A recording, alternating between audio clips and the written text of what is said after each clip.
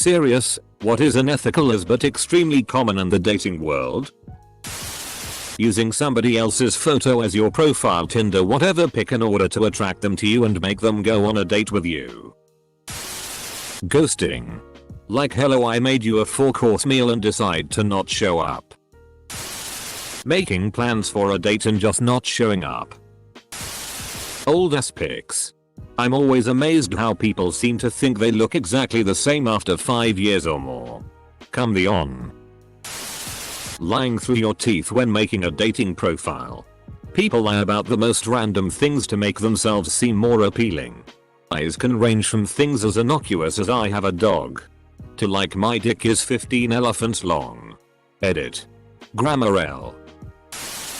Going on a break with a serious so to bang someone else and then asking for them back after. Lying about birth control. Cheating. Not socially acceptable but still very common. Lying about STDs or STIs. Lying about whether or not you are clean, STD STI free, and sleeping with them anyway. Lying about your existing relationship status e.g. saying you're single when you're not. Failure to disclose offspring. Using profile pics when you're 5 years younger and 50 pounds lighter doesn't work when you meet someone in real life. You're attempting to start a relationship on a lie. Lying about intentions. If you want a one-night stand, say it. Don't lie and say you want a relationship. But I really want a relationship. Just not with you. So you get a one-night stand. Breadcrumbing. You meet someone. Aren't exactly interested. But want a backup option. If you just ghost them or reject them, then they won't be around anymore. So instead, you leave a trail of breadcrumbs to keep them hanging. Dating someone because it's easy, rather than because you actually like them. Settling isn't really healthy. Fam. Lying about their interests. Every Tinder profile has someone saying they like to hike, exercise, travel, and other grandiose. I've only met a few women who were just blunt about and didn't need to hide behind a fake narrative of their life. If you meet someone outside a dating site, you can at least catch their bull early on so you can avoid more red flags down the road. Wanderlust. Watches Netflix all day. Emotionally manipulating somebody to get what you want. Scrolling through these comments. It looks like all of these things, ghosting, stringing along, etc., happen more often than actual dates. You always catch more water than fish. Edit. Expecting for one person to pay for everything. Funny. Was just dumped about 36 hours ago after she drained my reserves.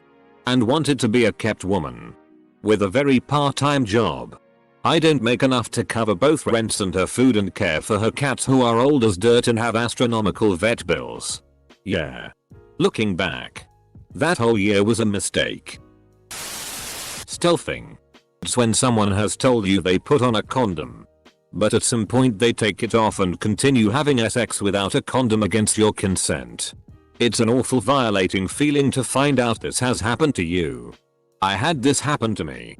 While I was also drunk and the man was sober. Even drunk me knew he needed a condom, and ended up pregnant. And then miscarrying. And having to get STD testing and therapy.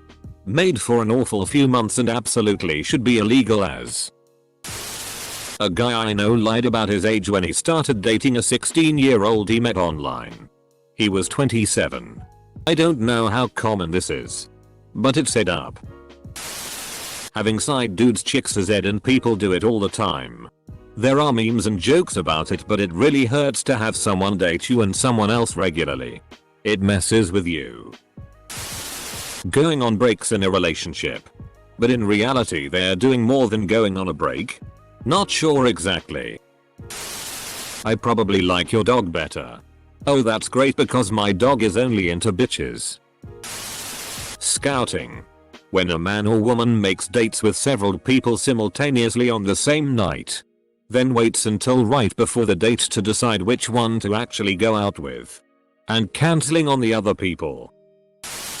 Leading people on even though you have no intentions of dating or even meeting up with that person. After reading through 15-20 of these. Holy. People actually do this? I have been out of the dating scene for a long time now. But the way I picked up women was just treating them like everyone else. Some of in the thread is horrid. Everything in this thread is reminding me why I'm glad I'm not dating at the moment. Everything in this thread is why I'm still single and kind of too afraid to start one. Being controlling and saying I'm just jealous because I love you. That doesn't mean you get to go through my phone all the time. Karen. Ghosting. I think that's the most horrible way to end a relationship of any sort. So cruel. Childish and unnecessary. It's not even the rejection that's so bad. It's wondering if you did something or said something wrong.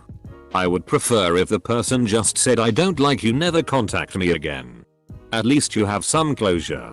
I've been ghosted 4 or 5 times now. Honestly, once I send a message and I don't hear back within the day, I move on.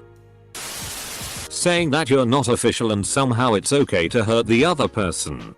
I'm talking about people who string others along over 3+ weeks. Sleep with them. Talk to them every day. Share really personal details and involve them in some aspect of their daily life or routine.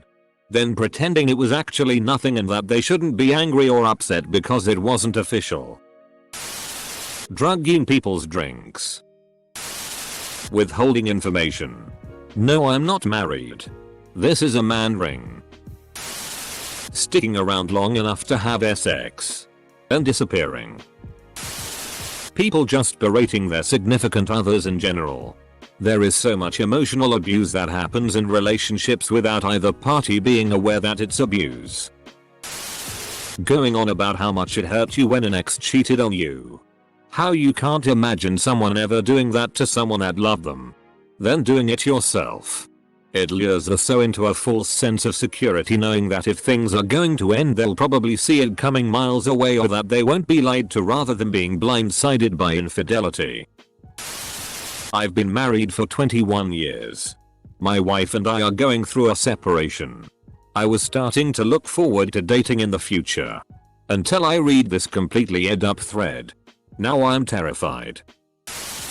Guys who bear back on purpose. I just couldn't get the condom on. Right. Asterisk. Also. Assholes who pretend not to hear no. It's always amusing to me how common ghosting is nowadays. It's like we all agreed that's completely normal dating behavior. Dating apps have ruined a lot of things for us. I've known of some people in the past who would date one person that they were mildly interested in while trying to win the heart of their true romantic interest at the same time. If they got rejected and it didn't work out with the person they liked, they would go back to their soul as a sort of safety blanket. It was really messed up. Those relationships were clearly toxic. Dick pics. You wouldn't do it in public.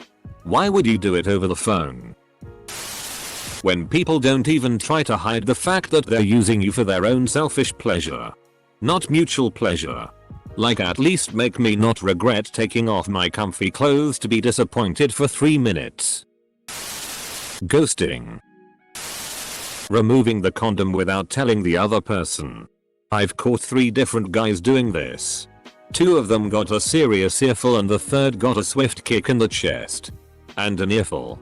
Someone consenting to sex with you doesn't mean that you can just do whatever you want without asking. Just randomly grabbing someone by the ass or hugging them when you're practically a stranger.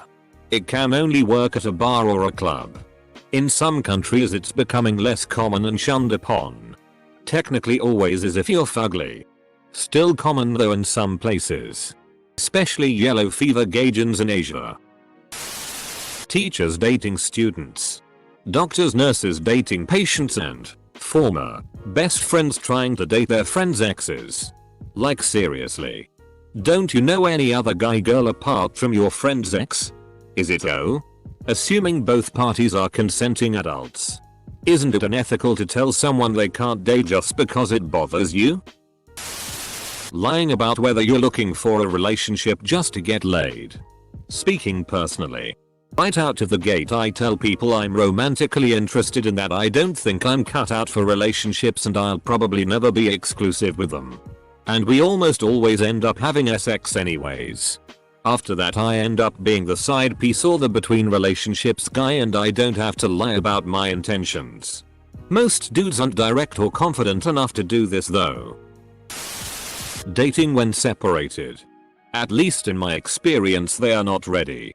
Emotionally, physically, or mentally to move on. Mistake made. Moving on.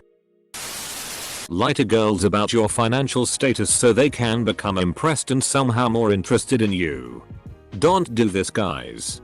Additional cringe would be chicks letting themselves get influenced by financial status imho. I've never felt this way about a girl before bahahahaha. Women matching guys on Tinder or whatever who have no intention of either dating them or having a one night stand but will meet the guy anyway to get a free dinner out of him. Using a person's low self-esteem to get them to do things they don't want to.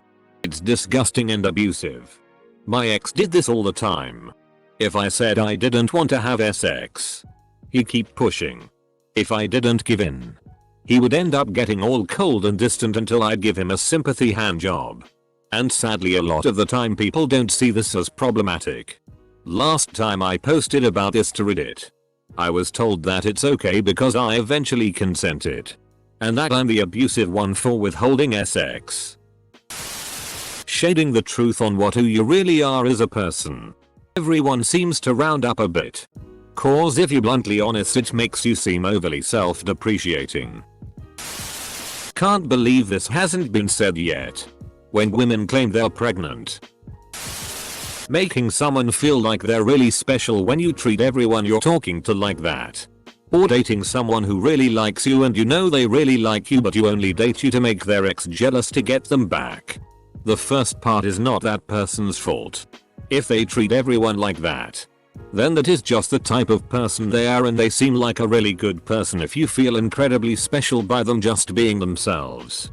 The second part is an arsehole move. Girls telling guys they can't have any female friends. And or controlling their time with other friends.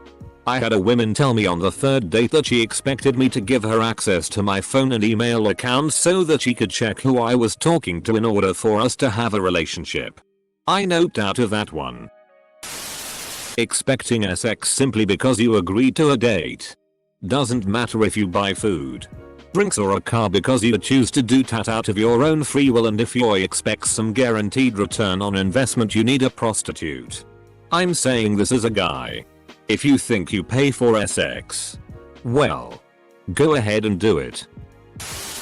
Women paying for nothing. This one is touchy. Because a lot of guys insist on paying. Or get angry, weirdly emasculated, emotionally fragile when you offer to pay. And then act like you owe them sex attention another date when they pay. Cheating. A guy sleeping with a girl on the first date and deciding she isn't relationship material based on that fact while still considering himself completely dateable. Guys who base whether you're relationship material on how quickly you had sex with them and no other factors at all. The MySpace angle. It's just a flattering photo angle. It's not like the pictures are edited. It's just silly to say people should be obliged to use unflattering photos on dating sites. Everyone wants to make a good impression. After all. Getting free meals from guys with no intention of a serious date. Forcing the guy you met on Tinder to smash you in the woods or else you'll leave him on the side of the road 15 miles from home. That's our pay. Hope you're okay. Double standards for three ways. Met a douche like this when I was 18. Kept trying to pressure me in a three-way with a girl. Saying two girls is hot. Every girl is a little bee. The usual. I have a strict policy. I can do FMF. But you gotta be open to MFM. Period. No double standards. No. Babe. That's gay. Fine. No FMF. But it's hot. You'll learn to love it. No. I'm fine if a dude says, I'm not into MFM. If you're into FMF without retribution, I'm all for trying it. But I won't force you. But don't go on and on and on about how FMF is hot and MFM is you gay. This one may be specific to same-sex dating. But if you're poly, or want a threesome, or if you're straight and want to experiment, disclose it from the beginning. Don't treat queer women like a fantasy you're role-playing. Nothing is more irritating as an LGBT woman than talking to a cute girl for a while only for her to tell you she has a boyfriend or husband who's letting her explore her desires with a woman. Like, be upfront about it. I'm looking for a relationship, not to be a toy in someone's bedroom. It's especially gross when you realize that it's their boyfriend's fantasy too. And you have this entire other party you didn't consent to. Like, no.